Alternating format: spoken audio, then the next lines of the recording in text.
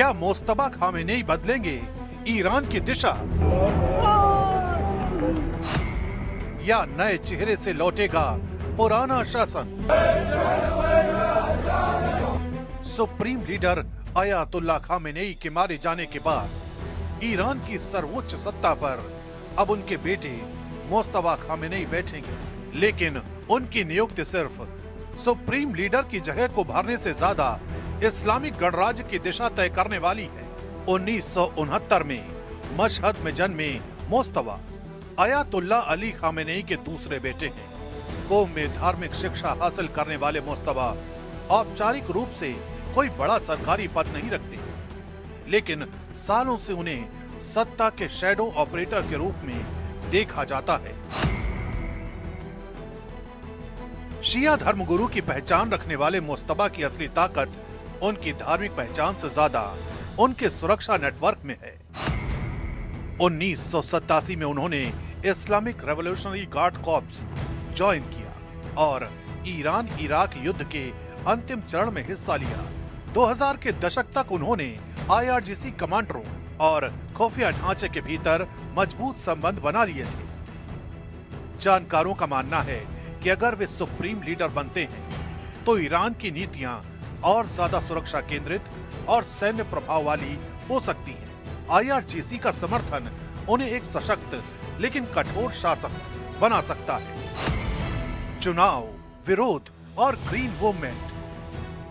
मुस्तफा का नाम 2005 और 2009 के राष्ट्रपति चुनावों में प्रमुखता से उभरा, विशेष रूप से महमूद अहमदीनेजाद के समर्थन और 2009 के विवादित चुनावों के बाद हुए ग्रीन मूवमेंट के दमन में उनकी भूमिका को लेकर कई आरोप लगे। इन घटनाओं ने उनकी छवि एक ऐसे नेता की बना दी जो सत्ता को चुनौती देने वालों के प्रति सख्त रुख अपनाता है। ये संकेत देता है कि आंतरिक असंतोष को लेकर उनका रवैया उदार नहीं होगा।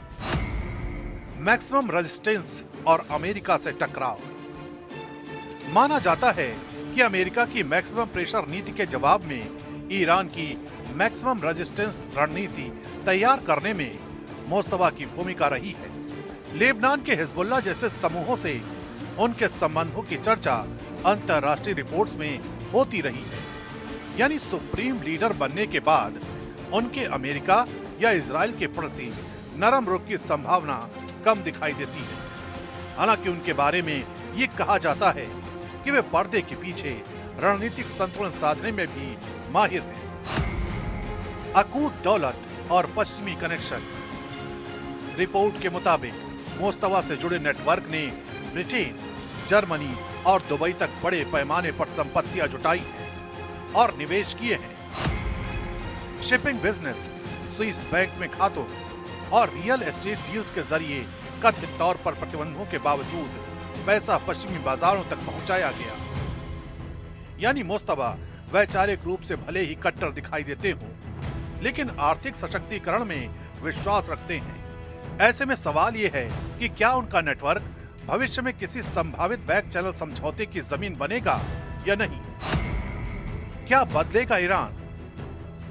मुस्तफा खामेनेई के सुप्रीम लीडर बनने से ईरान में सत्ता का केंद्रीकरण और तेज हो सकता है। IRGC का प्रभाव बढ़ सकता है। आंतरिक विरोध पर सख्ती जारी रह सकती है और क्षेत्रीय नीति आक्रामक बनी रह सकती है। हालांकि आर्थिक दबाव और अंतर्राष्ट्रीय प्रतिबंध उन्हें सीमित कूटनीतिक लचीलापन दिखाने पर भी मजबूर कर सकते हैं। चेहरा नया, नीति कितनी नई। ईरान में मुस्तफा खामेनेई की पहचान एक रहस्यमयी, रणनीतिक और सख्त छवि वाले नेता की है। उनका ट्रैक रिकॉर्ड बताता है कि वे सत्ता संरचना को मजबूत रखने और विरोध को नियंत्रित रखने में विश्वास रखते हैं। यानी आने वाले समय में भी ईरान में नीति की निरंतरता ज्यादा दिख सकती है। बदलाव कम, यानी अमेरिका के साथ टकराव बना रह सकता है, लेकिन रणनीति अधिक संगठित और व्यवस्थित हो सकती है। मिडिल ईस्ट की राजनीति अब इस बात पर टिकी है कि मुस्तफा खामेनेई वैचारिक शक्ति को प्राथमिकता देते हैं या रणनीतिक लचीलापन दिखाते हैं। ईरान के लिए ये सिर्फ नेतृत्व परिवर्तन नहीं, बल्कि मिडिल ईस्ट में आने वाले दशक की दिशा तय करने वाला समय है।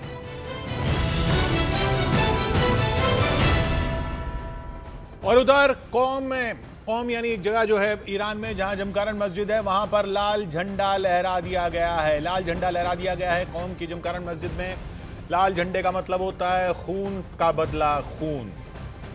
ये वहां जब जितने भी ड्रोन या मिसाइलें भेजी जा रही हैं, चाहे वो दुबई पर हो, चाहे वो बहरीन में हो, और तेल अवीव पर तो खासतौर पे, इजराइल में भी कई जगहों पर खासतौर पे जहां पर भी हमले किए जा रहे हैं वो हमले नाकाम किए जा रहे हैं। ईरान के पास और रणनीति क्या हो सकती है इन हवाई हमलों के अलावा जो नाकाम किए जा रहे हैं, क्योंकि ईरान कब तक ये हवाई हमले करता रहेगा, कर पाएगा, ये सवाल है। राठौर साहब, ये ईरान की जो ताकत है वो सीमित है और दिन पर दिन वो क्षीण होती जाएगी, क्योंकि उसके पास मिसाइलें हैं, वो सब जानते हैं। वो जो युद्ध है वो एसिमेट्रिक है जी। ईरान की जो एयर स्पेस है उसको इजराइल और अमेरिका ने और ब्रिटेन ने इन्होंने भेद दिया है। अब ये जितने दिन तक इनका मिसाइल का भंडार चलेगा, क्योंकि मिसाइल के साथ में भी क्या है, जब भी मिसाइल ये फायर करते हैं उनकी ट्रेजेक्ट्री दर्ज हो जाती है, वहाँ से लॉन्चर साइट और लॉन्चर्स का पता लग जाता है। तो धीरे धीरे अमेरिका को मिसाइल से प्रॉब्लम नहीं है, अमेरिका को मिसाइल के लॉन्चर्स से प्रॉब्लम है। अगर वो लॉन्चर्स ख़त्म कर देंगे तो वो भी एक चीज़ खत्म हो जाएगी। तो धीरे धीरे ये शक्ति क्षीण होगी। एयरफोर्स है नहीं, नेवी ईरान की खुद अवॉइड कर रही है, क्योंकि उसकी ताकत से कहीं 100 गुना ज़्यादा नेवल पावर इस समय पर्शियन गल्फ में पहले से खड़ी है, तो वहाँ पर वो कोई कोशिश नहीं करेंगे। अब बचती है ईरान की आर्मी और IRGC। इसके साथ कोई जो है बूट ऑन ग्राउंड उतारने को तैयार नहीं है, वहाँ तक युद्ध पहुँचेगा नहीं।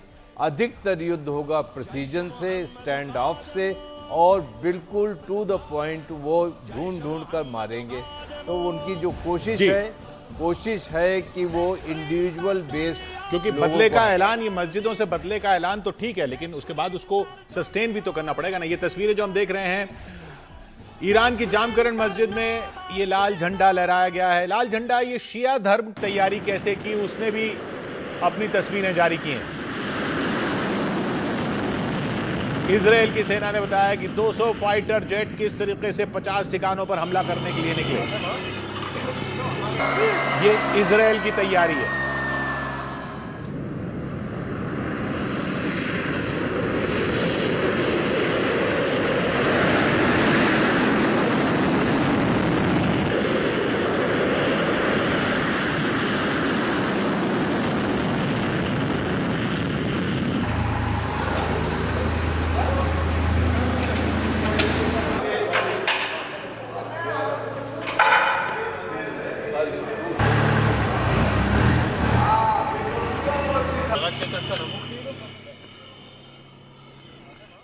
इजराइल ने अपना वीडियो जारी किया, ईरान ने बदले का वीडियो जारी किया है।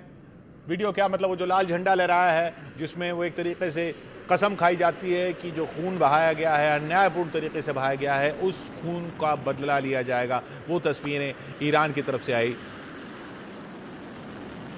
और भारत में तो सबकी नज़रें दुबई पर भी लगी हुई हैं, क्योंकि दुबई में जिस तरीके से धमाकों की खबरें आ रही हैं और वहाँ पर बड़ी संख्या में भारतीय रहते हैं, बड़ी संख्या में भारतीय जाते हैं। बैडमिंटन स्टार PV सिंधु भी वहाँ पर फंसी हुई हैं।